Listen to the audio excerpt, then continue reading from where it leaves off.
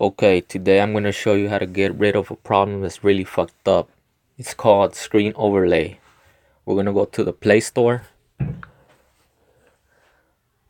download install button on Locker.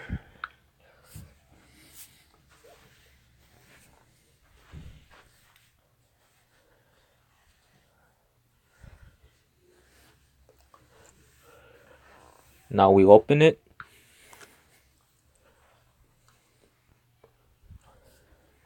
Okay, we start it on.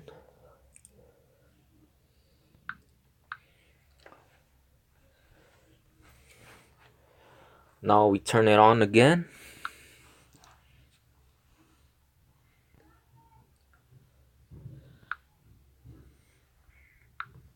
That's how you get rid of screen overlay.